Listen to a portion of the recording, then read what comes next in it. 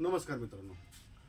हल्ली मी काही लोकांना बघतोय, मुळव्याध व फिस्टुला याच्यातील त्यांना काही फरकच माहीत नसतो.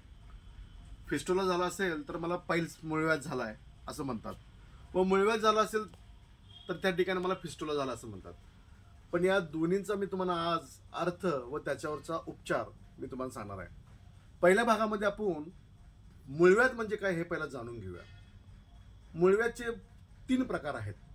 एक रक्त पडणे, एक शौचाच्या जागेला कोंब येणे, तसेच शौचाच्या जागेस टोचणे. मुळव्याध म्हणजेच हिंदीमध्ये त्याला बवसीर म्हणतात, तसेच इंग्लिशमध्ये त्याला पाईल्स असं म्हणतात.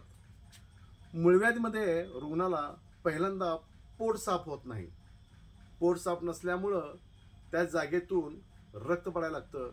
त्या जागेतून रक्त पडलं की त्या जागेला आतमध्ये इन्फेक्शन होतं व त्या इन्फेक्शनचं स्वरूप हे त्या शौचाच्या जागेला सूज येण्यामध्ये होते. ही सूज आल्यानंतर तुम्ही काय करू शकता, तर काही घाबरू नका. त्याच्यासाठी मी तुम्हाला काही मेडिसिन सांगेन. बोलबद्ध रस, महागंधक रसायन, P6 कॅप्सूल व कुटीजारिस्ट. कुटीजारिस्ट हे पातळ औषध असं हे तुम्ही कोणत्याही कंपनीचे घेऊ शकता. तसेच यामध्ये महत्त्वाचा जो रोल आहे तो म्हणजे लॅक्झेटिव्ह औषधाचा. काही वेळेला मुळव्याध जो होतो तो अपचन व पोट साफ नसल्यामुळे होत असतो. तर हे जे मॉर्निंग फ्रेश नावाचं जे चूर्ण आहे याचं सेवन जर का तुम्ही रात्रीच्या वेळेला केलं तर सकाळच्या वेळेला तुमचं नेहमीप्रमाणे पोट साफ होईल. पोट साफ झाल्यानंतर ना मुळव्याची ती तीव्रता आहे ती थोडीफार कमी झालेली तुम्हाला दिसून येईल. तसेच त्या जागेला जर का सूज असेल तर त्यासाठी तुम्ही हे जे अर्कशाला सातारा या कंपनीचं महागंधक रसायन म्हणून जी गोळी मिळते त्याचे 2-2 गोळ्यांचे डोस हे सकाळ संध्याकाळ दोन्ही जेवणानंतर घ्यायचे आहे. तसेच त्या जागेला जर का टोचत असेल, भगभगत असेल तर यासाठी तुम्ही अमृतसरच्या कंपनीचं हे जे P6 नावाचं हे कॅप्सूल आहे याला आम्ही काही वेळेला मिरॅकल असं देखील आम्ही म्हणतो, कारण की ही कॅप्सूल इतकी छान आहे की खाल्ल्या लगेच टोचायचं देखील कमी होतं.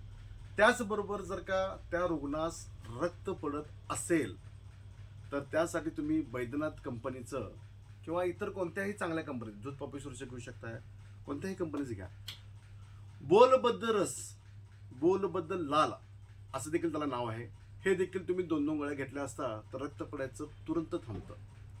त्याचबरोबर जर का त्या रुग्णाला काही वेळेला पोट साफ व्हायच्या वेळेला शौचाच्या जागेतून ज्या वेळेला पोट साफ होतं त्यावेळेला संडासला खडा होत असतं, ते खडा व्हायचं जर का बंद करायचं असेल तर त्याच्यासाठी तुम्ही कुटीजारिस्ट या नावाचं जे औषध मी मगाशी सांगितलं याच्या सेवनाने तो जो शौचाचा खडा होतो तो देखील लवकरात लवकर बरा होतो.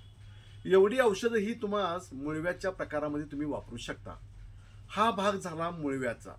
आता आपण पुढच्या भागामध्ये फिस्टुला म्हणजे काय आहे हे समजून घेऊया. धन्यवाद.